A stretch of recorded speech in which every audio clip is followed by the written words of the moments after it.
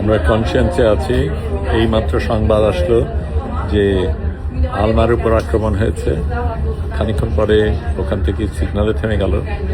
এখন আমরা সবাই এখানে জড়ো হয়েছি, সবাই উদ্বিগ্ন। এখানে বসে বিভিন্ন জায়গা থেকে আমরা রিপোর্ট দিতে চেষ্টা করছি। আলমা একদম শুরুর দিকে ছিল, আমরা শেষের দিকে। কাজেই আলমার উপর যা হচ্ছে সেটা আমাদের উপরে হবে সেটাই অনুমান করা যায়। সেই কারণে আমাদের জন্য এটা বিশেষ তাৎপর্যপূর্ণ। এখানে অনেক দেশের মানুষ রয়েছে, প্রত্যেকেই যে যার মতন তার নিজের দেশে জানানোর চেষ্টা করছে।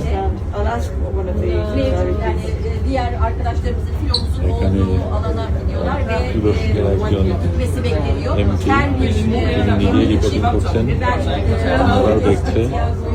এখানে বড় স্ক্রিনে আমরা সবাই দেখছি। খানিকক্ষণ আগে ঝড় শুরু হয়েছিল, আমরা ঝড়ের একটু আগে বেরিয়ে আসতে পেরেছি। ঝড় আমাদের ধরেনি, কিন্তু এটা একটা ভিন্ন ঝড় যেটা নিয়ে আমাদের সামাল দিতে হবে।